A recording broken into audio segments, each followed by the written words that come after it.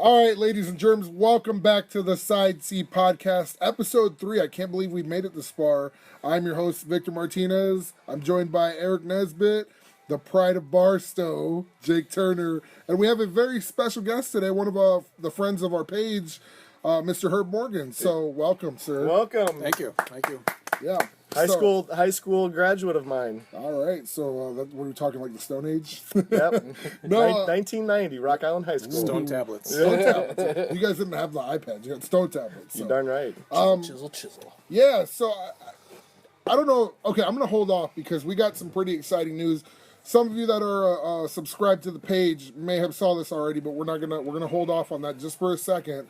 But make sure you stay tuned for this whole episode because we got something set up for you guys, for our listeners, and for our fans, and for our live fans even. So even though this is recorded, but tune in at the end of the show. We will announce that.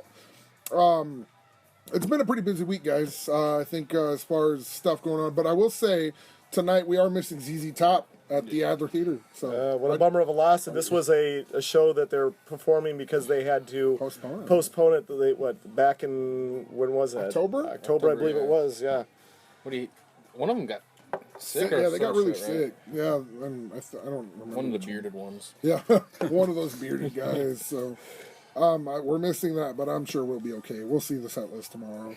Yeah. Maybe even tonight if we're lucky. So, but well, yeah. you know, Adler Theater is probably my most favorite local place to see a show because that's pretty much all that's left anymore. There's no Cal Ballroom, there's no Palmer Auditorium, there's no more Uncle Roscoe's to see a good show. So we're shame. Yeah, the Adler Theater, front row balcony, best show in the house. All right. Well, I mean, it's been it's a nice place. I've been there. I will say I went to Martina McBride because just hold on, don't laugh. Because I got free tickets and I had a nice friend with me, so it was actually pretty enjoyable. But it starts off my my little streak that I was hoping to start here this year with trying to get something from every show that I've been to, and it is I got the set list from the sound guy, so that was pretty cool. Even though I didn't know any of the songs on there, and then I got some other stuff, but we'll dive into that later because I see one of the things I got you, Nez, which is that Doyle shirt that you're wearing right now, and I did go to see Doyle with Mushroom Head on tour, but I didn't stay for Mushroom Head. So this is what I get for introducing Victor to Peter Hook and things like the Misfits and Glenn Danzig. He gets to go see these fantastic shows, and I get to sit at home because I'm a school teacher and a dad. Yeah, there you go. Hey, and I'm just a 26-year-old kid just getting along. So, but yeah, it was a fun show, and there's a lot of cool stuff that happened, and it was just an overall great time. I got to meet him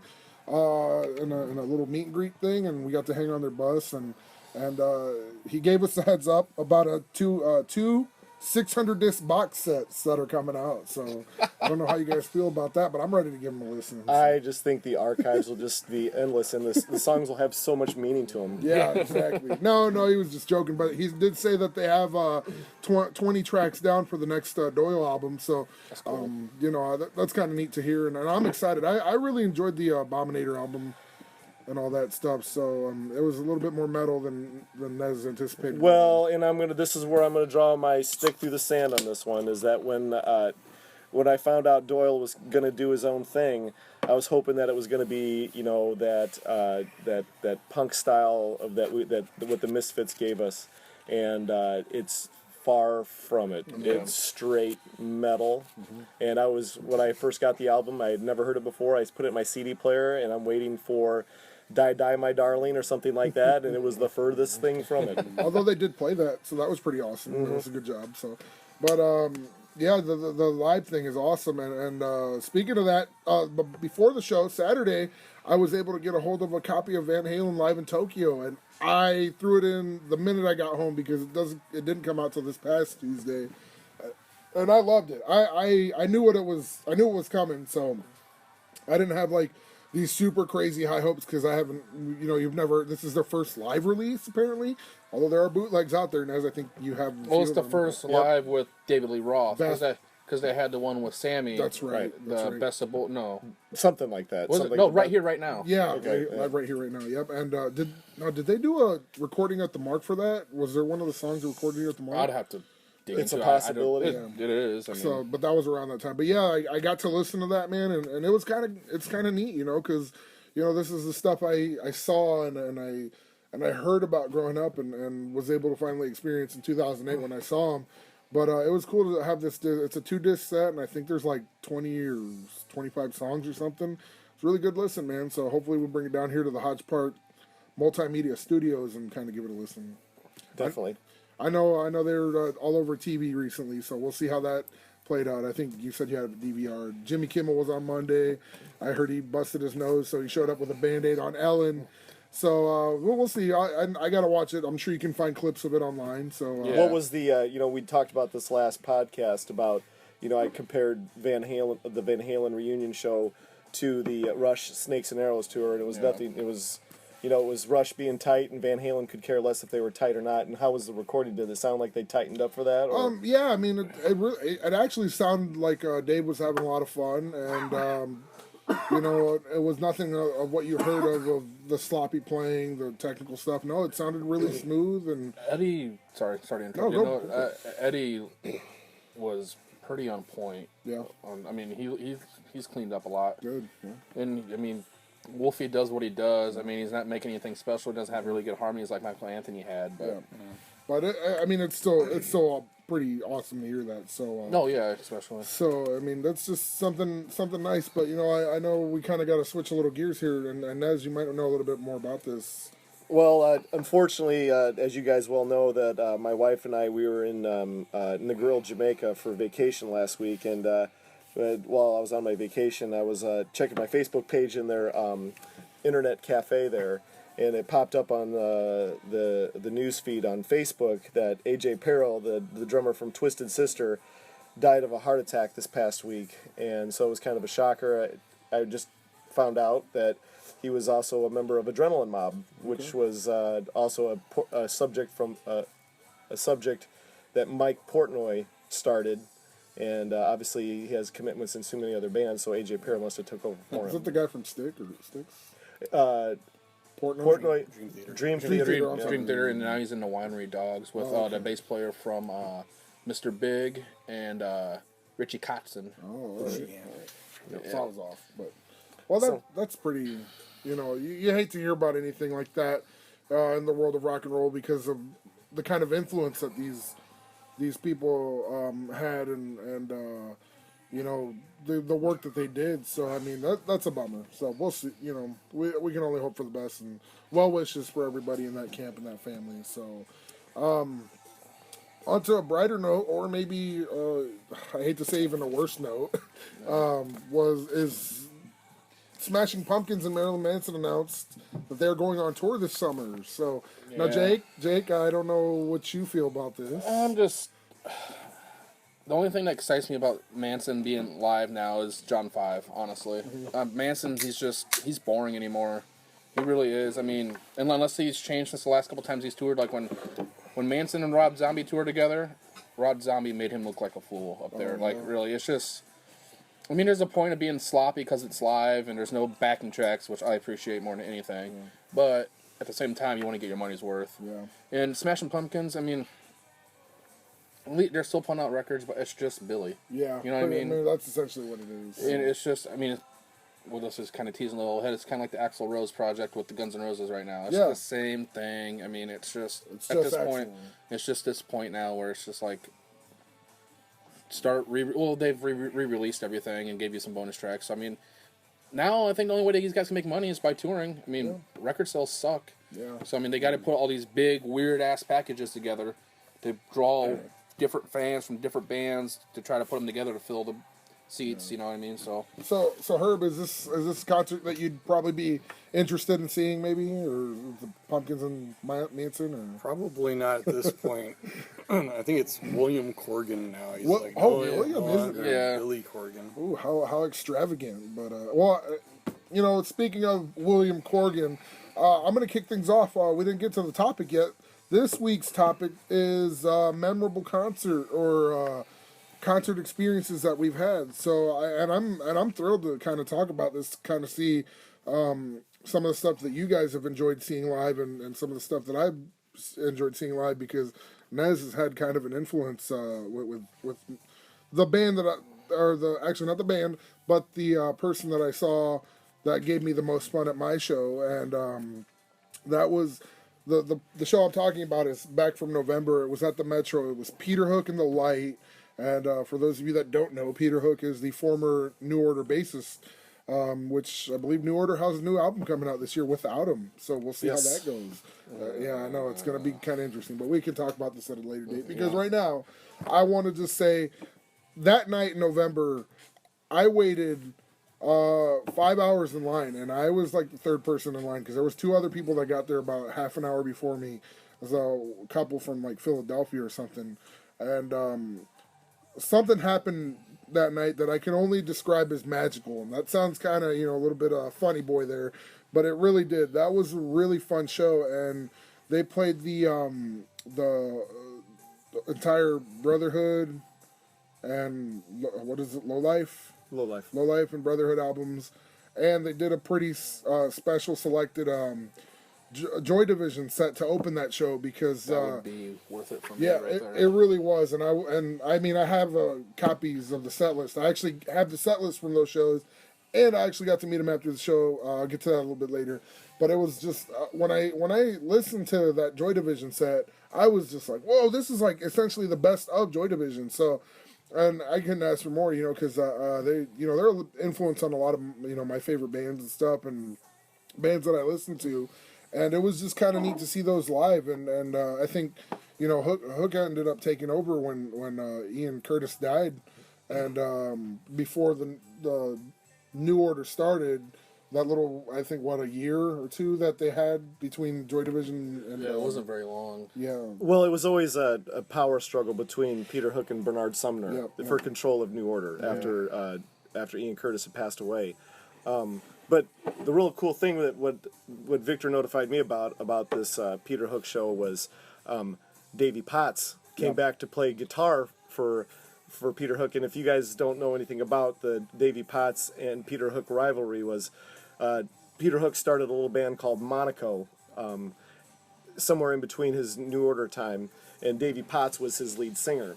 And the whole premise of the project was for them to make a new sounding music. Well, Peter Hook still couldn't get over the New Order sound, and so Monaco, in essence, became another New Order sound. And I guess it got so volatile between him and Davey Potts, because Davey Potts was supposed to come in to be the singer for it. Yeah. That they were, I guess, the last show, they were at fisticuffs, and that's how it ended. In a fist fight, they went their separate ways. And when you told me Davey Potts was back playing guitar for him, I was flabbergasted, because I thought that was done. Yeah, and you know what the funny thing is that they were having a blast on stage, and Peter Hook's son also does bass on that band there. And everybody was just having so much fun that night. I believe the owner is good friends with him and was excited to bring him back. And I remember when I saw that this tour was going to happen and it was going to swing through Chicago, I was like, talking with Nez about New Order and stuff like this, and being able to discover more of their music and more Peter Hook stuff. I just like I got to see this in person, because. You always see these kids wearing Joy Division shirts and these bands wearing that kind of stuff, and you really don't know what that's like because that was such a short-lived thing. But to actually kind of get an experience from one of the founding members back from the late '70s, there, it was. I don't know what other word to use other than it was it was pure magic that night. It was amazing. Like everybody. I've been to these crazy shows. I've been to like some big festivals. I've been to some pop punk bands. I've been to a couple different things. I know the Bone Thugs were here. I went to that, and just some different things that I've been to. The crowd. That one hurt, Victor. Okay, that one hurt whatever. really bad. That was like a butter knife going through my stomach. Oh, whatever. Get over it. But anyway, the thing about this crowd that night is that talking to them in the hours leading up to that show. They were coming from Nashville. They were coming from Philadelphia. Guy was just in New York for the show before or whatever, like the week before, and he was just saying, this is an excellent show, and I haven't been disappointed by it, and I was not disappointed that night, and just so much stuff. I mean, I know that some of the other cuts that they played, Temptation was one of them, and then cool. She Lost Control, and all that Novelty. I mean, there was just so many. Good tracks played that night, and I'm glad I was a part of it. I took some pictures. There's a picture I'll post on the Facebook page later. QC Quad Cities. Music lovers, collectors, and traders. I should get this down. Home of the Side C podcast. Yes. You need an acronym, I think. Yes, I think we do. We need QC. I think QCMFers is not motherfuckers, but anyways, on the Facebook, I'm gonna post it. Yeah, well, and the thing is that, and Herb can concur with me on this one, is that when New Order in their heyday, I would have to say probably late 80s when we were still in high school, maybe early 90s, where it was when the members of New Order started coming out with all these weird little side projects. Oh, like the other two? The other two and you, yeah. Two of the members, was it Stephen Morris, the drummer? Is that? Yeah. And Yes. what I can't think of it. Jillian Gilbert came out the other two and you. Then Peter Hook had the Revenge album, correct? Yep. And then I'm not quite sure what Bernard Summer was doing at that time, or if he was writing new music for New Order while everybody else was kind of expressing themselves. But when Herb and I were in high school, Herb was the first guy that I saw walking through the hallways with a New Order Lowlife T-shirt. Nice. It was New Order one day, and then it was like an Iron Maiden t-shirt. Yeah, But see, that's awesome though. That's the way it should be. But I remember this is, because, there was not a whole lot of people that, there was just a very small minority of kids that listened to New Order. Yeah. And I remember Herb coming out of Mr. Stroop's English class, and, it had New Order right on it. And I guess Mr. Stroop confronted you and said something like, New Order, isn't that what the Nazi regime was calling themselves? The New Order or something like that. And you came out of English class up to art class all pissed off about it. But, that's the thing. It's like, it was, New Order is probably more mainstream in its elderly years than it was in their heyday when they had all this European success. Right. Yeah. And, not as much in the United States. I mean, they were big, but not like they were across the sea. You know? Yeah. I mean, they were playing shows all over Germany and England and all those European countries. And I've seen performances and videos where, these it's got like the German subtitles or the Dutch subtitles, and they're playing out, and these foreign people are just loving it. They love it, and I mean, I don't know. I was a kid back, when they were probably there. What was like their early '90s album? Like The Republic was probably like their best one here in the States, maybe. I don't know. Republic, it was, they had one hit off that album, and that was I think it was a 91 release. And I'm trying to think. I think when they did the whole New Order Substance, when what was it? True Faith. Remember when they had that video was that very animated video. Right. That was but that was more of like a compilation type of album. Yeah. But they were kind of giving you some new stuff to go along with it, with some old stuff. Yeah, it was that a double disc. Yeah. That was like I know 100. exactly what you're talking about. That was like 120 minutes, baby. They were Yeah. really promoting that, correct? Yeah. If I can remember, and 87. if I remember right, help me out, Herb, because Herb probably knows more of this. Was that the same time Depeche Mode Music for the Masses came out? I think it was probably around the same time. So those two bands were probably kind of battling out for supremacy in the UK and probably the big part of Europe. Yeah. And I know it seemed like when either New Order or Depeche Mode would come out with something, the other band would hit it back. Right. So it was like, and then it seemed like The Cure was mixed in with that too. Yeah. So it was like this triangle battle of which band was the biggest band of Europe. It It's all just seemed coming like, from England. It's Yeah. amazing. It's all good. And we're over here acting like spoiled little pricks and never go to the shows when we're Yeah, over here, and exactly. And even then, I think I heard that Sumner didn't even want to, like, he didn't really like touring the U.S. a lot. So, when they finally did, I think that's actually kind of what was one of the issues when they were starting to get a little bit bigger over here towards, like, their hiatus time, like, which was probably after that Republic album, because I think they ended up coming out with another, like, best of. I think they did 2 best of in a row, not the Substance, but they did, like they did have some obscure best of or greatest yeah, it hits. was like Best of New Order, and then like more like truer New Order or something like that. That was another. But the whole, you could kind of tell by the way things were coming out that maybe that, it was a Peter Hook, Bernard Sumner. We're in this because we're in a band. We don't really like each other. It was, obviously it's all about the money, but it seemed like, Peter Hook was doing all kinds of dabbling. He was dabbling, obviously, in Revenge. He dabbled in Monaco. Yeah. And, excuse me, he must have dabbled in another project that I can't think of off the top of my head. And there must have been some for like the other two and you to come out with the other members, Right. not including Bernard Sumner. There must have been a lot going on that, you know, we were just used to them making great music, but there must have been a lot of disdain towards one another. Yeah, I mean, there's a lot of bands like that though. They have the inner. I mean, look at Oasis, brothers, and they can't get along. You know, what I mean, it's the same. Stage. Yeah, it's the same thing though. I mean, But what I wanted to interject about this is that, and Herb being the drumming musician that he is, that Yes. I always felt, and maybe you, that Peter Hook's genius was really limited to the type of music he was doing. That guy could have been a thrash metal bass player. That guy could have did any genre of Yeah. music that he wanted. It just kind of seemed like he didn't bring out to what he really was. I don't know. What do you think?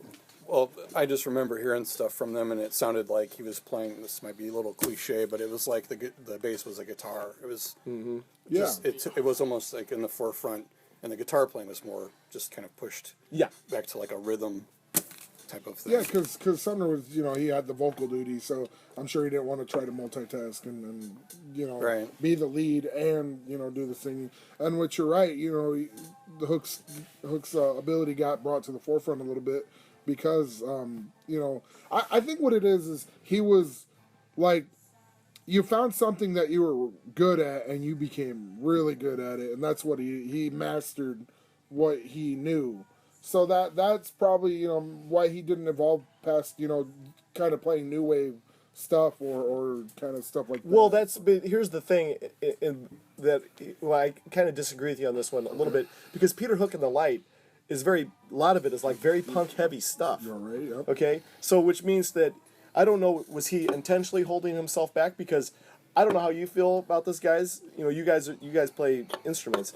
Is that guy could have done anything that he wanted to do music? I mean, as far as, you know, genre wise goes, when it come to rock, he could have done anything. it's just I mean, you can say about a lot of bands, like a lot of musicians too, but like especially with like Joy Division, right, with the bass being up front and the guitar being pushed to the back. I think it was just that sound they had though, because I remember reading why it started out like that. I can't remember what the reason was, but there was like a reason why Peter was pushed up to the front. I couldn't remember at the time if they didn't have a guitar player when they first started playing, or if the guitar player wasn't good, or what. Well, Bernard Sumner was the guitar player. Yeah, but there was something. You have to look look it up, Yeah. because there is a reason why. At the very beginning, when Joy Division, like when they were Warsaw, right? Was that Yeah, before? yeah, Mhm. yeah. There's a reason why Peter was pushed up to the front. And it's escaping me right now. It's going to irritate me. But there was a reason why he was pushed up to the front, and the sound stayed like that for a reason. And that's the reason I fell in love with Joy Division, because it was completely different than anything else I Yeah, heard and, at the time. and that's what I, you know, I mean, obviously I was too young at the time to realize that, but like now I know why people appreciate it and kind of you know, look to that being an influence now, because it was really different, and from the stuff that I was looking at that was being played, you know, back in that time frame. So, but we did forget to mention Hooky was also a DJ. You know, Yes. you remember that? I don't think it was a very successful DJ stint, but he is a DJ. So, Well, so is Perry Farrell. yeah, that's right. So I mean, I guess anybody can Yeah. really. It's not what it is to be a musician. You know what I mean? Yeah. So, but again, it was just that night, that moment, that was, to me, probably one of the most special times, you know, that I could probably experience. Now I won't say that this is a bonus, but it was quite a nice surprise. We were talking about Smashing Pumpkins earlier. Billy Corgan ended up popping up on stage, and he surprised everybody. You know, Hooky said he wanted to bring up a close friends, and this was going to be a good night. You know, kind of foreshadowing at the beginning of the show. And he said, you know, I got Billy Corgan here. Welcome. I'm the guitar player for the Pumpkins. Like, I don't know who it is the now. Asian kid, I think. Oh, you're going to kill me. I can't remember his name. Yeah, I don't know his name. But I forgot he was part of that show. I Yeah. really did. But And they played Level Tower they Apart, did. right? That was the encore. awesome. Yeah, That's so level two. awesome. And it was just a nice moment. Again, I have pictures that we'll repost on the Facebook page, which you need to go join and share and like and all that stuff. But like I said, to me that was my favorite moment. I mean, I can touch on a couple of things that I saw AFI on the burial story, and it's hold on, hold your breath. That's just giving Saw me a death glare. I know, 5 times on the burial tour, and that was really fun, especially on the opening night in Minneapolis. Was that when Davey was a hot chick? No, that was not when Davey was there. It was when Davey was a badass motherfucker that had his balls in my face. He really did, because he did the crowd walk, and I held him up, and next thing I know, his balls were in my face. But anyways, So was he dressed like a girl? Is no, that what he you're was. saying? Did he have a skirt on? No, no. I'm just saying, he had these badass jeans with these sweet ass upside down cross leather boots and stuff. But Oh, commercial Satanism, even commercial. better. There you go. So, but those were great times. Riot Fest is always a good time. The reason I bring up Riot Fest is because I got to see one of my favorite hip hop acts of all time, Wu-Tang Clan. Don't give me that look, Nesbitt. If you guys. I'm going to describe him right now. He looks like a weird Popeye right now. He's got veins sticking out of his neck, because I'm pretty sure he didn't want me to bring it up. But I had to, because I love Wu-Tang Clan. You are missing out. You nothing need to to talk. fuck with. You need to tell them what you saw at Riot Fest. I said, if you don't go see that entire show, you will be a bitch Listen, my hold eyes on for a the rest second. of your life. Okay, I'll wrap it up here. But what Nez is talking about, Sunday, this past Riot Fest 2014, The Cure headlined Riot Fest. With Simon Gallup on bass. Yeah, he was on bass, and who's the weird guy with the Reeves Gabriel. Yeah, Reeves Gabriel. He was the old guitar player for Tin Machine. Yeah, so he was there, and we're sitting there. We waited 7 hours in line. We sat through Macaulay Culkin's band, the Pizza Underground, which was very awkward and painful to watch. They got booed off, didn't they? I think they've been booed off. They a lot. have been booed off a lot, but this crowd was just like, what the fuck? What's going on? So I got to see them I got to banter with Tegan and Sarah, which I'll save for another time. But that was pretty funny. And we get to... And this man doesn't stay Hold on, for wait the a whole second. Cure set Wait a because second. he left the Cure to go see Weezer. And I'm proud of it. I'm proud of it. Okay, I am proud of it because Weezer is somebody that I grew up with, that I actually know, that I can tell you a lot of things about, because I They grew played up. the whole Blue album, didn't They they? did play the whole Blue album, because that was Riot Fest's deal. They had. I don't care if they played the Look. whole Brown album. Hey man, that's I still don't the care. truth. Okay, but see what Victor doesn't understand here is like when the Cure goes to play. It's 3 hours of pure awesomeness. And It was. they don't play civic centers. Yeah. They don't play. You go there and there's 50,000 Yeah. people to see the Cure. There might as well. Okay, be. you go see Weezer. Victor is there.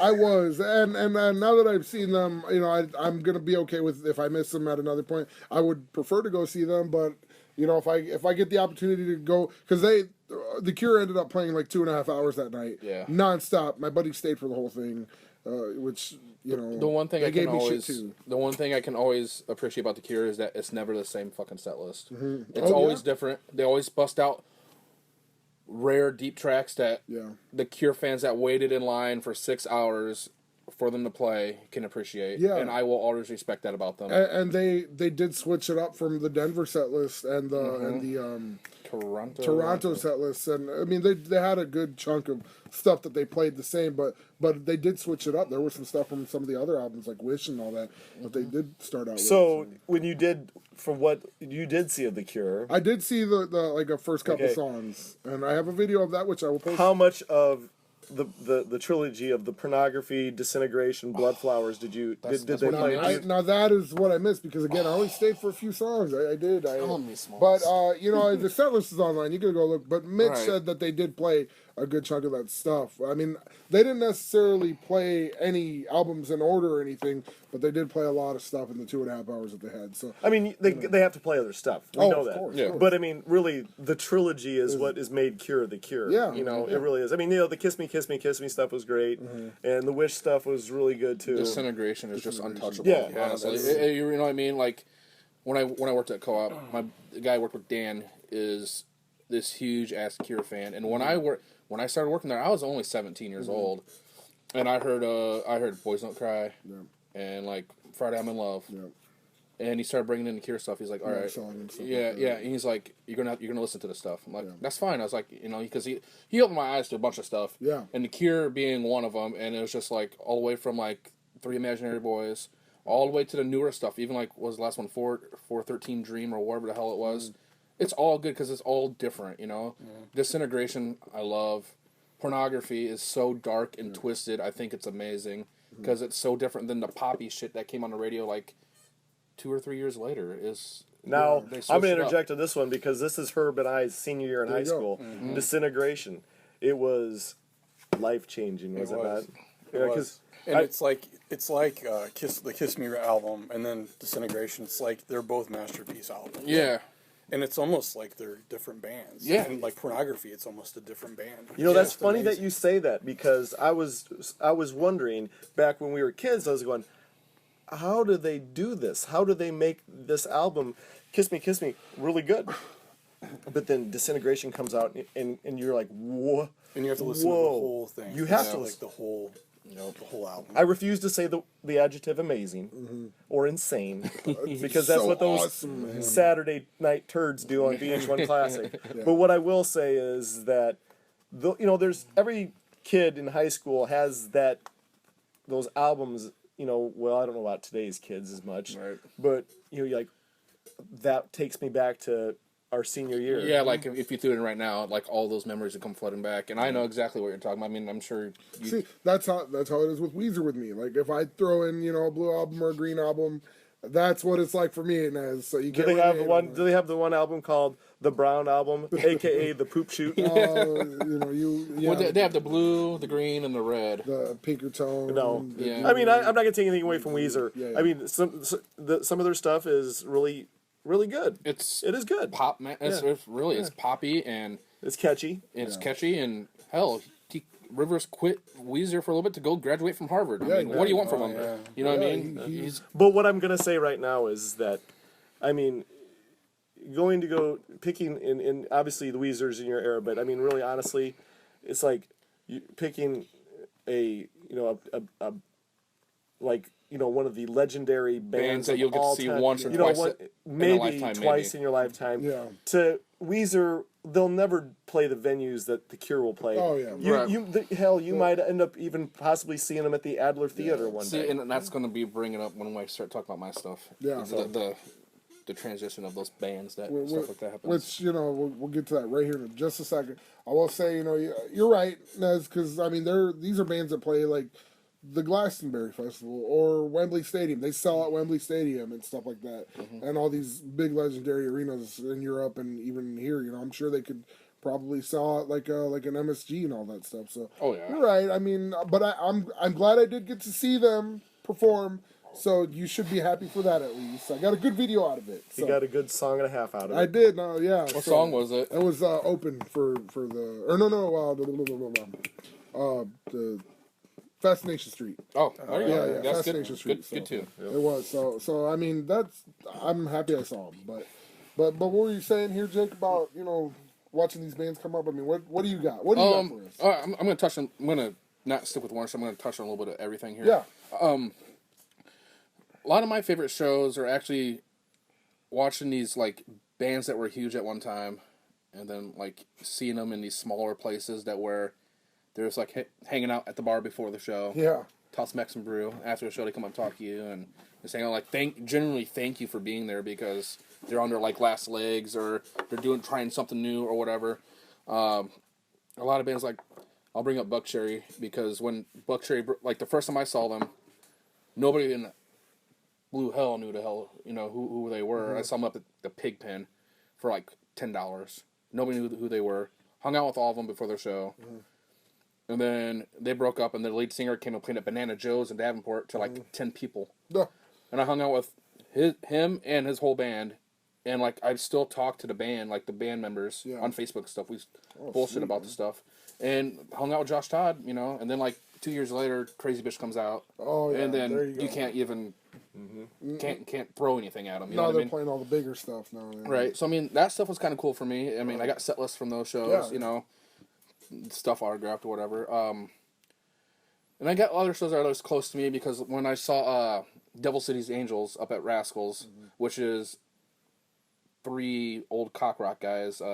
Ricky Rock from Poison, the bass player from Cinderella, Right. and Tracy Guns, which holds a really special place in my heart because he wrote some of the early Guns N' Roses stuff. Oh, okay. He didn't get credited for it, but I mean, there's some tape of him doing it. Yeah. And a guy from Burlington, Brandon Gibbs.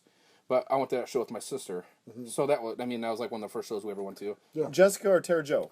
Jessica. Okay. And so we went to that show, and we're front row, and we're hanging out and just having a blast, and seeing like Ricky Rocket close enough I can throw a drumstick at him Yeah.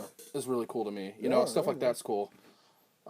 Seeing Guns N' Roses, the Axl Rose project. We got to talk about this Yeah. because we both were at that show Yeah, together. yeah, we were. And granted, it wasn't the classic Guns N' Roses, and it wasn't Slash, Duff, Izzy, and Steven, or Matt, or whoever you want to put up there as a drummer. Yeah.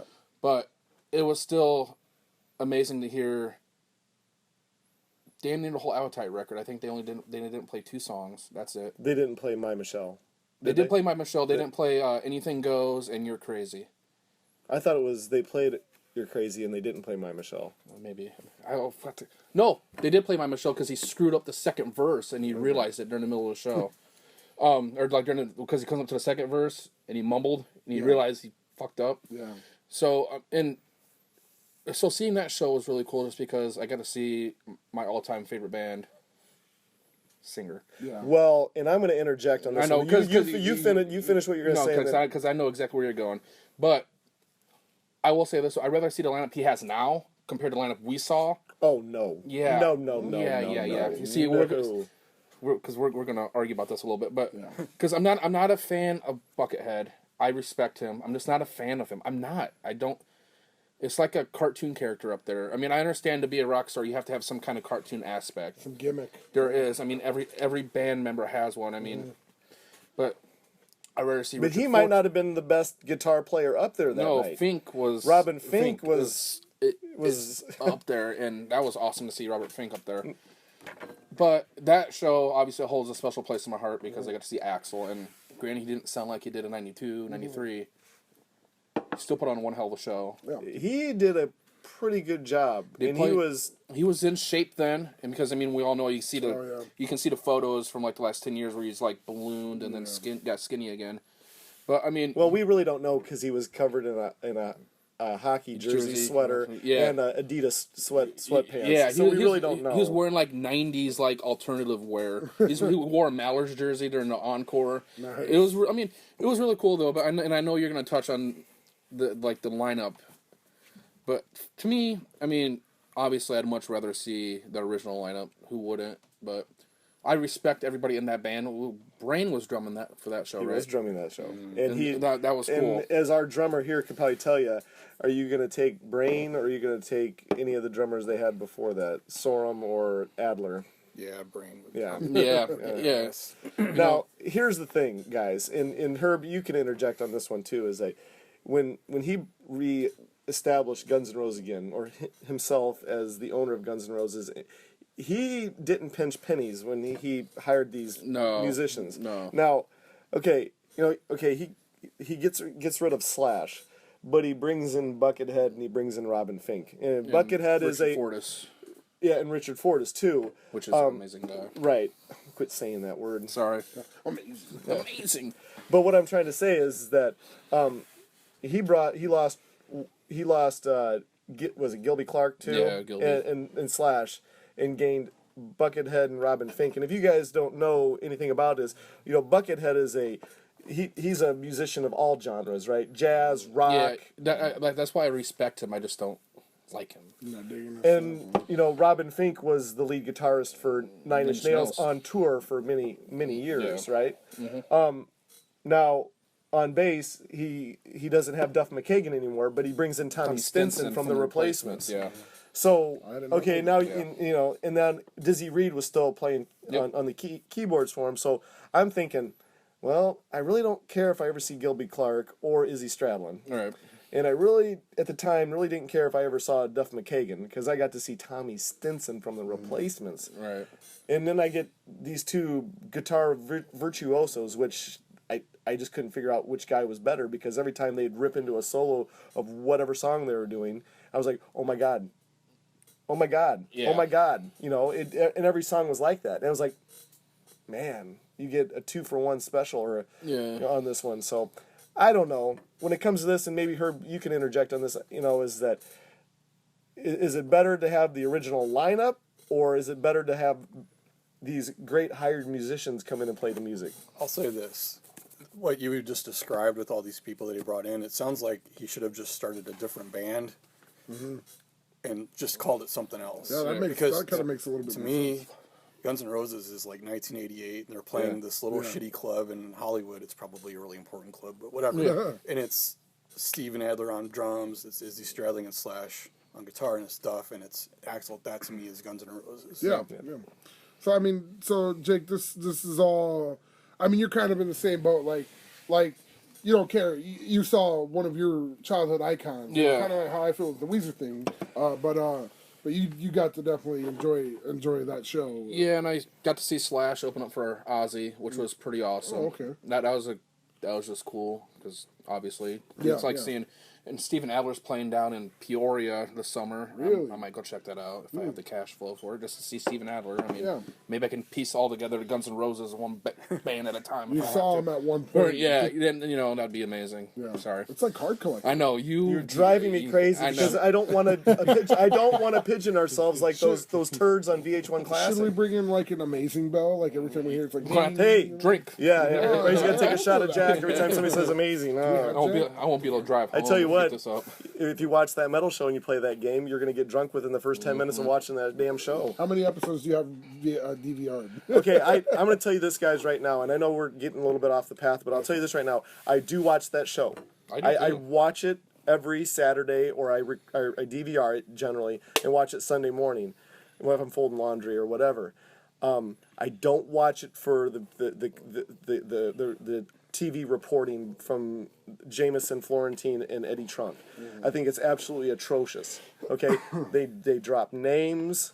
They pretend like they're smarter than everybody else, and they're always wisecracking and kicking each other in the nuts constantly. Right. And the show was like, is this a show about, learning things? Because the guests they bring on, it's very informative. Yeah. But now with that show too, is they're just repeating all the guests over and over again. So Yeah. back to what we were talking Shit about. they want to see, but yeah, those sound like good And then experiences. I'll just touch up on a couple others. Seeing Alkaline Trio at the Metro, like Yes, we talked about I've this. seen them. Oh, hold on. We gotta give Nez time to kind of get a catch up here. For those of you that can't, well, you obviously can't see what's going on until we get cameras. Maybe Nez is need to. getting his phone and then he's looking up Alkaline Trio. So he knows what the hell we're talking about. Yeah, and Herb, I don't think really has much. Of No, I don't know who that is. I'll just say this: I've seen them 3 times. 1, 2, 3. Is that right? 3 times, and every time has been at the Metro, and every time has been How in the hell do you spell alkaline? AL. K. L-I-N-E. Yeah, there we go. Don't ask me to spell things. Yeah, not especially on the show. Yeah. I know nothing about this band except they're from McHenry, They Illinois. are from. They're not from Chicago. Well, they get credited the That's the where their Chicago scene, was. yeah. But seeing that band and just the crowd and the way that they interject with everybody is some of the most fun times. Like standing in line is fun just because you can Yeah. just bullshit with all these people. And the first time I saw them, they played the whole first record, God Damn It, front to back, which blew me away. I was like, I can't believe it, because that was really before bands were doing that. Yeah, the retrospective albums. Yeah, and then so they did that. The second time I saw them, I go up there, and I see them it was on a tour of their latest record, My Shame Is True, and they played hour and a half, 2 hours, and Bayside opened up, which was kind of cool. Yeah. Because Bayside, I mean, it's about the same kind of genre and stuff. Yeah. And the last time I saw them was during these things. They're right now they're doing a tour. What's called Pass Live, Okay. and they're doing a stay of 4 shows at every venue they play. Yep. And they play 2 records each show, which I thought was a great thing to do. And they played the show I saw them. They played From Here to Infirmary, and What's I that? can't I'm, remember. you're- now I'm. I know drawing a those. blank. I remember that night, those nights, because they were pretty recent. Actually. Yeah. I just it was no, it was just June. June? June. No, crap. October, November. It was in the fall. It was in the fall. I'm sorry. Now I'm drawing blanks here. Or you're drunk. One of them. Yeah, these old Milwaukee's, Yeah. man. Sorry. The second album was what was it? Yeah, you're gonna have to. Because now I'm looking like a retard up here. Well, why you say Well, that? you don't really have to say that you're looking like a retard. Yeah. I'm sounding like a retard. Oh, what's going on? He doesn't even have to say here? that. I'm just saying. Go back. Oh, I don't know how to even do this. Anyway, Agony and Irony. There we go. Thank you. There you go. Dude. I got it on my. But It's on the tip of your tongue. yeah, there we go. But yeah, so they play those two records, and it's just really cool. And actually, I got to see the drummer Derek Grant because he just put out a solo disc Oh, yeah. of all acoustic stuff. Play at Theo's Coffee Shop to 20, Wait, what? yeah, to 20 people, and he had the guitar player from the Smoking Popes, and he had Neil Hennessy drumming for him. And the bass player is the dude from Uncle Cracker, but I guess they're like buddies or something. But still, it's still really cool seeing that. And I've actually seen Smoking Popes at the Metro too, which was really, really cool.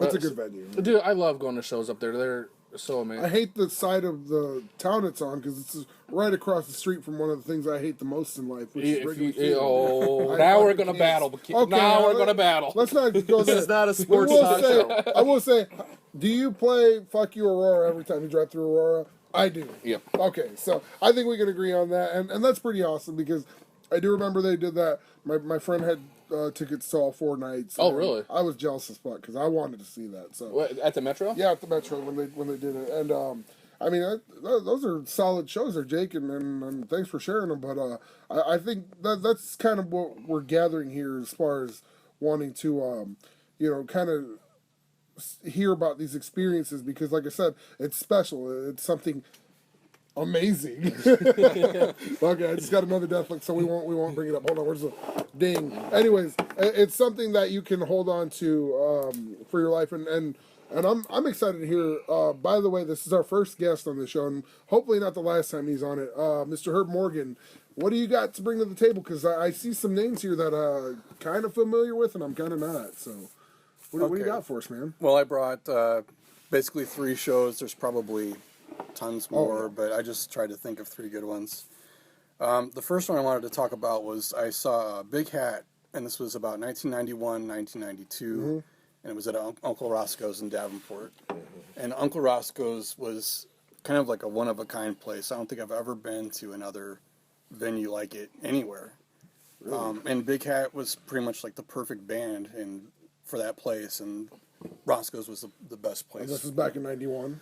This Yeah, was 91, 92. Uncle Roscoe's was an old like what pool hall or something like that. I think it was a bingo parlor bingo or something. parlor, yeah, and it was. Didn't you just post a flyer from that? Yeah, I with did. Screeching Weasel You're or right. something like And that? to help everybody out, what Herb's talking about, was it 91 to 94? I think it was, or something like that. That sounds right. The owner, Uncle Roscoe, Yes. made it a basically an alternative rock punk metal. Well, and he started it as a blues club, but there was this crazy scene happening around the Quad Cities with youngins Yeah. Right. playing all this crazy alternative rock music and just all kinds of stuff. And he just started bringing in all these different bands. Big Hat being one of them. But like Helmet, I saw Helmet there. Oh wow, cool. It just kind of goes on and on. So, what if you don't mind? Would you mind kind of giving me especially, but to the listeners that might not know, what Big Hat? So Big Hat was a band out of Chicago. This period of time was like between their first and second album that they put out. Like the first one was self-produced, and it was just like a mixtape basically. Yeah. But it had a very, very interesting, different instrumentation. They had keyboards, and trumpet was played by Preston Click. They had a vocalist named Yvonne Bruner. They had a violin player, Oh, and they had a percussionist. They didn't have a traditional guitar, bass, vocals. that's kind of cool, Yeah, that is actually. It was very different. I'd never seen a band like that before, and they made it a point to like set up their stage to look the way their music sounded. They had candles all over the place, and it it was just not like going to a punk show or like a metal show. It was just this totally different thing. So when you're coming out of just seeing punk and metal shows, it's like, wow, there's this whole other thing out there. So one of the like big things that they did was they had this sign on the stage, and it had the song titles in this sign that was illuminated, and between songs they would change out the sign, and it was like they had a different sign for each song. That's It's so like, cool. So it's like a live set list, essentially. yeah, and it's like everybody can see what song they're going to do. It was just very, very cool. And I've never seen a band like them since. They kind of had, I mean, they were coming out of the late 80s, so you totally got that from them. But they just were so unique. You know, it was just a great band. Did they have like help me out? Did they like have like a camper van Beethoven type feel to them slightly, or at the time? The violin, it was almost unavoidable that they would because of the violin, but it was just, and they had the trumpet. The guy would play like muted trumpet, so it's like this Miles Davis thing going on. It was just. How long did they last? They lasted till like '94, and then things broke down, and the keyboarded guy started a different band called My Scarlet Life, which was kind of going along the same lines. They had female vocals, and but yeah, very, very cool. Never seen anything like it since.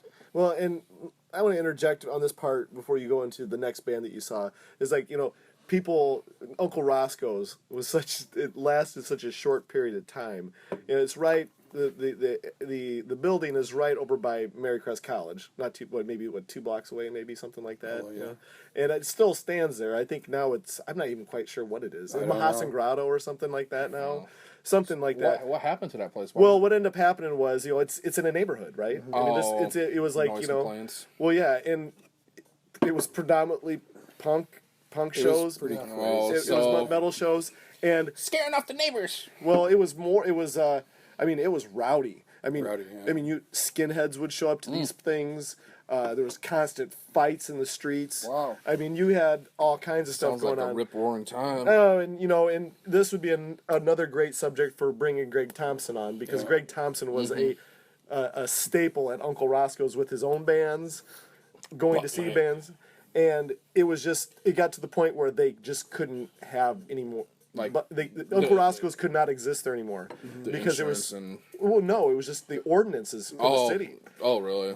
It was not going to happen. There were homes right next door to the venue, like Oh, okay. That houses. sucks, You know, man. they- They actually had something good going on around here. Oh, it was. I mean, it was intense. I mean, it was. I couldn't believe that.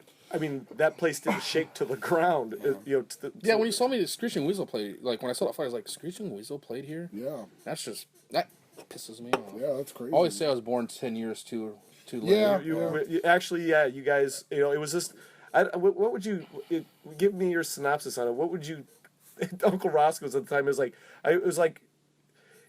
It was a place that really shouldn't probably be in the Quad Cities. I No, guess. it seemed like, I mean, you would go into that place on the night of a show, and it was like you were in Chicago or someplace. Yeah. It was not like the Quad Cities. You wouldn't think you're in Iowa, is what you're saying. No. Right, got you. See, and then it's a damn shame that it doesn't happen like that anymore. You know what I mean? Like like when I was in high school, there was a small like punk scene going around for a while, like of like these bands would come up from Peoria, and it'd be like just crazy, like destroying VFW halls and like Right. chairs and people pissing on each other. Like it was insane for that like 2 or 3 years when I was in high school, and I've seen all these local bands, and they bring in like some decent band that headline the show at the VFW hall. Yeah. You know, but it was just I Right. don't know. With it, and maybe I don't know. You can probably concur with this, but when it was a good show, you kind of wondered if you were going to get out of there with all your limbs, or even walk out of there alive, because Yeah. it was a little violent. Right.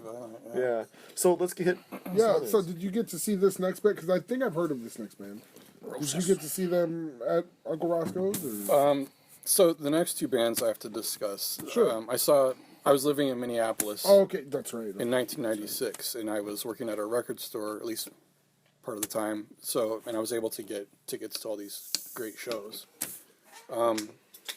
So the first one I wanted to talk about was Neurosis. Okay. and this was at First Avenue where they shot Purple Rain, which is like Oh, One of really? the best. Let's not talk about that because we got it for another time. But you're right, Purple Rain. Yeah. so I was in this place, and it's like I know Purple Rain was filmed, like parts of it were filmed in this place, and then I'm seeing Neurosis, and That's it's like a whole mind fuck right there. it totally is. It totally is. So, I wasn't really familiar with their stuff before I went to the show. But I just heard about them. My girlfriend's friend heard about them and wanted to go, so we went. So okay, so like we know that like when Neurosis first started out, they were supposed to be like a hardcore punk band. That was like their first, but then they kind of evolved like into like some type of doom metal act or something. So what part of the tour did you see? What part of their evolution did you see them? Where were they at? Okay, so the album that had just released, like in April of '96, was Through Silver and Blood. So that was probably more on their hardcore. It was like post.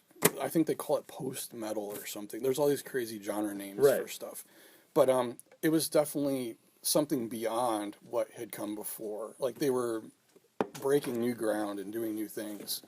I lived in Minneapolis for like the summer of '96 and like into the fall, and I would go walk around on the streets, and there would be these street kids that would be walking around, and they wore all these dark clothes, and it was like they were a tribe or something. And I walk into this Neurosis show, and it's like they were up on stage playing in this band. It was bizarre, but it was probably one of the loudest shows I've ever been to, and it wasn't in an arena. It was this club. I have hearing damage from this show. I can probably trace it back to this show, and it was like the darkest. Yeah. The feeling was just foreboding, and it was just mind blowing, and it was just. And I don't want to say it. I'm not going to say it. I told myself. Sure. It's okay. I can hold them back. I never thought I would ever hate an adjective, but I hate that adjective. But okay, now help me out. I've never been to First Avenue before. I know it's a legendary venue. So, how many people would you say that place holds? It's like a huge floor, and then it's got areas with tables around the floor, and then stages, towards the front or whatever, and then it's got like a whole nother level up and back, so it could hold a crap ton of people. Yeah. No, I mean, I've heard friends that have gone, like a friend went to go see Bad Brains at the First Avenue. Wow. They went to go see like Monster Magnet. So I mean, they're bringing all kinds of different genres of rock and roll. So I guess basically what we need to know is out of this is that what was the crowd atmosphere like? What were you feeling there that night? Was it a jam-packed facility that night or what? It was totally jam-packed. It was like being at they should have been in some kind of major arena or something. That's how many people were there. Wow, And it was like you could feel that they were on the edge of breaking, but I don't know if they ever became. I mean, I don't know if they could become, like super Because well people are, known. people aren't really open to new things at certain points in time. But real quick to touch on that First Avenue, I will say they do have wrestling shows there nowadays. It's crazy. I know some buddies that go up and wrestle, and that place isn't a cakewalk. You can fit a lot of people. So if you're saying that Neurosis was back in this place, that's a pretty impressive feat for a band. What would you say, 96? 96, yeah. So This album it seemed like it was very critically acclaimed in this, in the scene that they were in.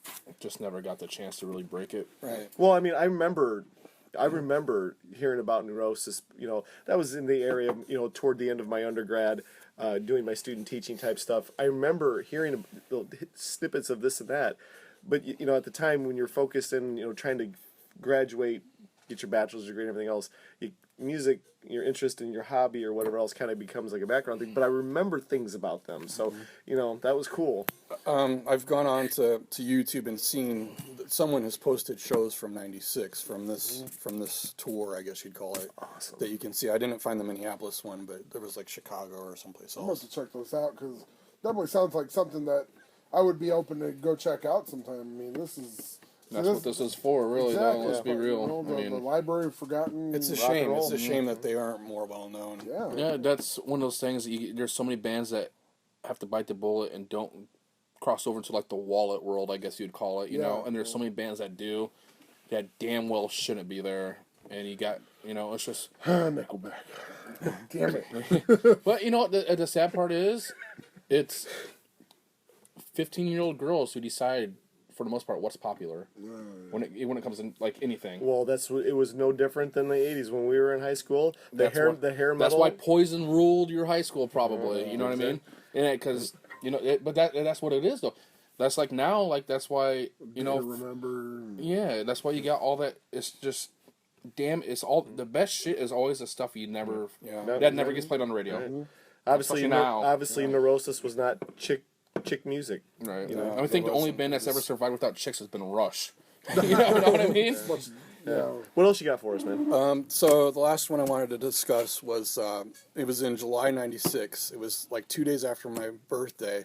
One of my favorite bands of that time and since then, Dead Can Dance, played at the Orpheum in Minneapolis. Yeah, I've heard of that venue. So yeah, I was obsessed with this group. I bought all their stuff. I listened to it all like nonstop. So I wanted to go very badly. Really, really wanted to go to this show, but I was working in a pizza place. Oh, and I decided I have to go to work. I was scheduled to go to work. yeah. I'm not going to go to this show. So I didn't go to the show.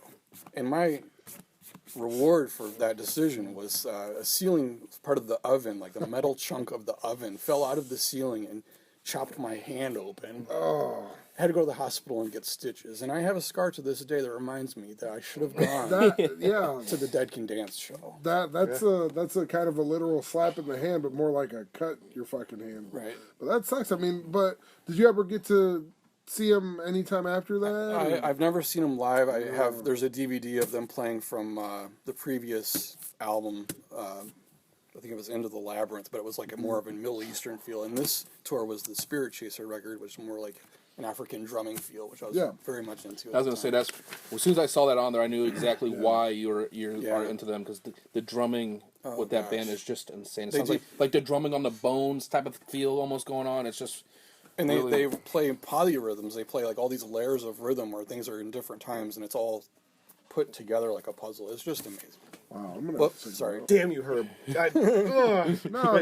Is there any possibility we can remove the word amazing out of the Webster's dictionary? Would it help if the metal show ended? We could just cut out the show. Maybe we can be the one to take over. But. Well, that's kind of funny, too, because I have a story, a Peter Frampton story, similar to your Dead Can Dance, but I will save that for another show. But we talked about that, actually. On the show? No. Yes. After the show, we're talking on the couch. Yes, and I'll gladly tell that story. It's a lesson for everybody to learn. Yes. We'll hold that because, again, Herb, thank you for those bands because Neurosis I've heard of a little bit. The Big Hat I haven't. Dead Can Dance, I may have heard that name tossed around in a while. So, I mean, again. YouTube it. Yeah, I'm definitely going to do that because that's what we're here to do. And then let me just say, Dead Can Dance, the Brennan Perry and Lisa Gerard were the basic main members of that band. Yeah. And Lisa Gerard was like the voice of the Gladiator soundtrack. So if you know the Gladiator soundtrack, there's this theme song from it. She did the singing on it, and it's just really good. It's neat. Right. It's neat. It's nifty. Yeah, nifty. There we go. All right. Let's try to adopt that word. I mean, it's bound to happen, so you can't be too upset. But nifty, we'll try with. So thanks for introducing that one. Yeah. But so Naz, I mean, you're familiar with his bands, but you got your own concert experiences yourself. Yeah, well, 1991 was the year, and that was still the year that the metal scene was still thriving, but it was coming toward the end of their fruition or whatever you want to call it. And in 1991, there was a tour called Operation Rock and Roll with 5 bands. It was Judas Priest, Alice Cooper, Dangerous Toys, Motorhead, and Metal Church. And I think what they were trying to do was they were trying to do a Monsters of Rock type thing. Okay. That Van Halen did earlier on in the 80s with the Scorpions and Dokken and all that. But anyway, so this tour, there was a big promotion for this tour, and I guess what ended up happening was the tour started out, and they're having a hard time selling tickets for it. They were not selling out venues, Which was really strange. It was really weird for that time. And so we got wind in that summer of '91 that Metal Church and Motorhead had dropped out of that tour, and so that left Judas Priest, Alice Cooper, and Dangerous Toys to go on with the tour. So when that happened, they slashed ticket prices. Ticket prices, I think at the time, were even back in even '91, were in the upwards amount of almost $40, which is a lot of money. crazy Yeah. back then, yeah. They slashed prices half, so we got the tickets for $20. Well, at the time in the Quad Cities, there was no such thing as the iWireless Center, or what used to be called the Mark. So they were coming to Cedar Rapids. A couple of buddies of mine decided that, well, it was a Friday. It was July, Friday night. Let's buy tickets. We knew it was coming up. We bought tickets a week in advance at the Rock Island or Moline Co-op, one of the two, because they had the Ticketmaster station there at the time. So we did. We got our $20 bills out, went and bought our ticket, and then we went to the show. It was really interesting because we at the time my buddy's brother who drove us up there, he was doing his internship for his undergraduate work through the state police. We get up there and Dangerous Toys is already playing. Oh, wow. And they just started playing. At the time, Dangerous Toys was in their second album, Hellacious Acres. They had a big hit, what was it, Teasin' and Pleasin' or something like that on their Yeah. first album. Okay, so they were still kind of high on that. So as this goes, we get there. We see the rest of the Dangerous Toys show. We're 19 years old, so we're giving people money to buy us beers and whatever else. And so The American dream. Man. Alice Cooper comes on. So it was. People said Alice Cooper opened up for Judas Priest at the time. It was more like a co-headliner thing because Alice Cooper had just came back with Trash, I believe it was. the Yeah, album. Poison. That song, Yeah, Poison. the song Poison. But that was not the tour because it was on his next album that came out, Hey Stupid. And Judas Priest was touring on the Painkiller album. Right. Okay, so which was an awesome album. Hey Stupid, it was not what Trash was for Alice Cooper, but still, he was still riding high on that. So Alice Cooper gets on stage, and to our eyes, we see Vinnie Moore playing guitar for Alice Cooper. And you want to talk about, maybe what the rock and rollers call is a guitar god. Right. Back in the 80s, I mean, we sat there in amazement and could not believe what we were seeing. Vinnie Moore playing guitar for Alice Cooper. I mean, that's like a headlining show in itself. you Right, know? right. And so what was interesting about the Alice Cooper portion of it, song 2, during the set list, they blew the circuit breakers out in the song, and I believe it was on the song Trash. Oh. And all of a sudden the song just ends. It was coming to the end of the song, and it just stops. And Alice Cooper goes, Dude. kind of pauses with the microphone in his hand with an open mouth, and everybody just roars. By that time, the place is packed. It was the Five Seasons Center in Cedar Rapids. Right. Yeah. All right, and it's an older venue. Now it's considered an older venue. Back then, it wasn't.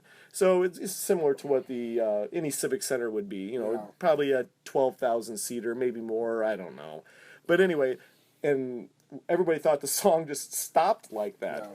Well, it didn't, and it took some time for them to get everything right with the amplification and the electrical power, the outages and the power to get it going. Anyway, what I'm trying to get at, Alice Cooper played an 18-song set list to open up for Alice Cooper. I mean, to open up for Judas Priest. That was over 2 hours worth of music. Yeah, that's like a headlining set. Yeah, 18-song set list.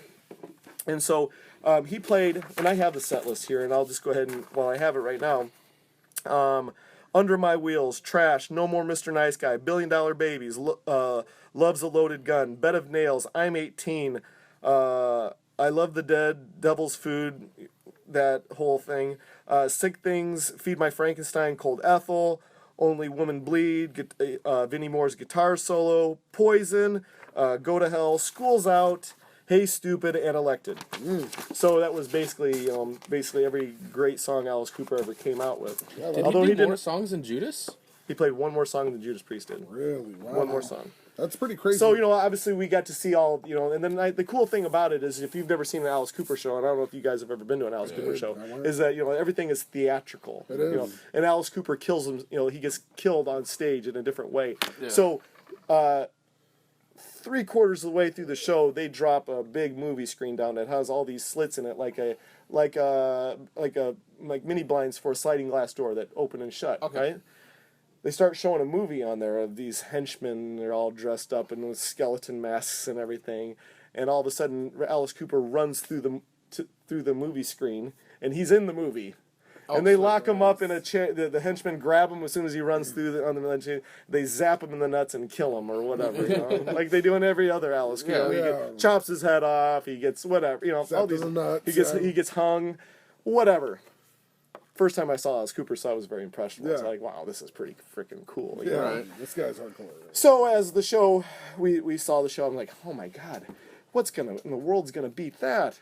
Oh my god, how are we gonna do it? And so his set, his stage, everything that they brought on the stage, he had giant sized skulls and skeleton hands, and he kills another person with his microphone stand. A girl comes out on the stage. I think it was a reporter. It looked like a reporter taking pictures, and he told her to come here. And then all of a sudden, one of the security guards thought it was an actual person, got on stage, and they drug her off the stage. And she's kicking and trying to punch the security guard. No, this is part of the show. This is part of the show. Anyway, she comes back on the stage. She's pretending like she's taking pictures. The flash is going off, and all of a sudden, Alice Cooper takes the microphone stand and shoves it through her stomach and kills her. That's so awesome. 19 years old. I get to Right. see this. Yeah, he gets killed in the concert. He kills somebody else. How are you gonna beat this show? So you literally had to wait about over an hour for them to take everything down from the Cooper show, then to get ready for everything, to put everything up for the Priest stuff. And obviously the Priest stuff is not as theatrical as the Cooper stuff. Well, little did we know as Judas Priest fans that this was Rob Halford's last go in Judas Priest. I mean, he was literally in the band for only a couple more months, and all of a sudden he left Judas Priest after that tour was over with, because it was through August or maybe part of September, and all of a sudden it was that fall, and we're watching the Headbangers Ball one night, having a couple of cocktails, and Rob Halford's in a new band called Fight, so we got to see him the last part of his first round with Judas Priest. What we got to see with Priest? Well, we got to see Scott Travis. This was the drummer. This first time around with this was his when he first started with Judas Priest. So with Priest, I'd never seen him before, and I at 19 years old, I wasn't sure what I was getting myself into. All I know is that it was loud. And you want to talk about losing hearing loss and neurosis? Yeah. I woke up 2 days with muffles in my ears. And I do have the set list for that show for Judas Priest. And at the time, we talk about now, some of it's very generic, but Hell Bent for Leather, Heading Out to the Highway, The Hellion, Electric Eye, All Guns Blazing, The Metal Gods, Some Heads Are Gonna Roll, off Defenders of the Faith, great album. The Ripper, Nightcrawler, A Touch of Evil, off Painkiller, a Scott Travis drum solo, which was absolutely electric. Painkiller, the song, obviously itself, Victim of Changes, and then they played the Green Man Leashy. Oh, did they and really? that song, they don't play that song all Right. the time. So I was very blessed to see that. I've seen them play that song twice live. So that was the first time I saw it. They played Breaking the Law and Living After Midnight for their first encore, and their second encore, on the 17th song, they played You Got Another Thing Coming. That's how they ended the show. So that was my selections for this one. I know it's not as intense as but it was it was a festival to remember. And that's pretty amazing, because I have here, you pulled it out for us from your collection. And it looks like Operation Rock and Roll, pretty much like the tour disc, right? Yep. So Yep. And this has never been opened. It's Nope. in mint condition. Nope, it's still in this plastic. And this is what you got from the show and, Yep. and selections that they played from that. So that is a pretty incredible tour. And obviously, you said Motorhead pulled out in the other band, Metal Church. Yep. But you still got a little bit of a selection with them in there. And that's a neat experience. I mean, when you said you guys were pretty excited to see from Alice Cooper, the guitars. Vinnie Moore. That's incredible. Like, how often do you get to see somebody of that caliber come out, and you kind of didn't expect it at the time. And I don't know, in Herb, you were big into Vinnie Moore when we were younger. Mm-hmm. How do you compare Vinnie Moore to, what do you compare him to? I mean, he was... Well, he's like Yngwie Malmsteen or like Jason Becker. I don't know if Yes, you guys have heard of Jason Jason Becker. Becker. Yeah. I mean, just and Marty Friedman. Some people hate Marty Friedman. No, I I'm love not really Marty. sure why, but they're just amazing technical guitar players, and they can do magical things. Well, I guess that was the thing that we were not ready for, because when you get Alice Cooper, once again it's a musicianship for hire. Yeah. So you don't know who Alice Cooper is going to bring. When you hear Alice Cooper, It's well, you know who you're going to Alice. sing. Yeah. But you don't know who he's going to bring as far as who's playing the rest of the instrumentation on the show. We had So those like big meatheads for a while too. I mean, those dudes that could look like they could barely play guitar. he had Kip Winger playing bass for him. Really? On the Constrictor tour. So I mean, he's had anywhere from Chuck Garrick on bass playing for him, Eric Singer drums. Okay. Saw him on the Along Came a Spider tour with him. He's had Kerry Kelly Oh wow. Yeah. played guitar for him. I mean, he's had, and we could probably go on He's got for a a long chick time. now. Right, and he had Oriente. What was his name? Oriente yeah. for a while, and Chick. then he's got another chick playing guitar. Yeah. for him. Yeah. And she's damn good too. Yeah. She knows what the hell she's So, doing. I guess that was the nice thing about it. I've seen now that was the first time I saw Alice Cooper. I've seen him 2 other times now since that. I've also seen Judas Priest 2 other times outside of that. But 1991, it was a very impressionable time. I'm not in high school anymore. I'm going to community college. I get to go see a festival for like that for $20. Right. And then even although it was only $20, 1991, $20 was still a hefty.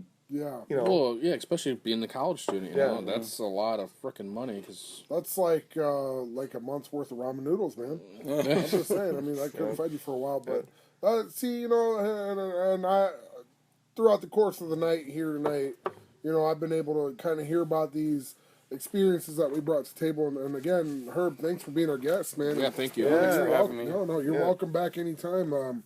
But that's what I'm looking for. That's what our fans are looking for, and that's why we want you guys to tune in and listen. And if you have a YouTube account, subscribe, and you'll get the newest episode the minute it airs. I know we're kind of working out a playtime schedule right now, but we are going to get our stuff together because we kind of have to. I am thrilled. This is what I promised in the beginning, and we are thrilled here to announce to you guys that officially Mitchell Woods has sat with us and talked with us and enjoys and supports what we do. And his food venue here, Rolling Smoke Barbecue, has now jumped on board to be an official Side C podcast sponsor. So we just want to give him a quick shout out. And what I do want to say right now is Sunday, April 12th, right? Is that what we agreed on? Sunday, April 12th, we will be doing a recording of a podcast, 6:30 p.m. at Rolling Smoke Barbecue. It's behind Kavanaugh's in Rock Island. It's 1228 30th Street in Rock Island. If you guys come up to Kavanaugh's, Rolling Smoke they'll break out a burger basket special just for our listeners and for us. If you guys come and hang with us during the podcast recording. And Herb, if you got a chance, you can come swing by and join us again or something. But And the burger baskets are going to be $5. Yep. Oh, damn. For during the podcast. If you come and say, I'm here for the Side C podcast, you get a burger basket and fries for $5. Yep. And he's also going to do a half rack of ribs for $10 during the Side C with podcast. fries With and- fries, yeah. all that good stuff. That's Yeah, that's. and you I'm also looking forward to it. I'm hungry now. yeah, right. and that's behind Kavanaugh's, and you can also have a bunch of tasty beverages like we usually do here on the Side C podcast. So again, thank you, Mitchell Woods. Thank you, Rolling Smoke. We really appreciate it, and I will promise this again. I'll make another promise. If and when you guys tune in to the next podcast, will be the one from Rolling Smoke. Again, it's April 12th at 6:30. If you want to come join us, have a drink, chat with us before and after the show, you're more than welcome to. That's what we want. We want to meet you guys. But I will have another announcement the day of that show. So hopefully you guys can be there live and in living color to check that one out. So, yeah.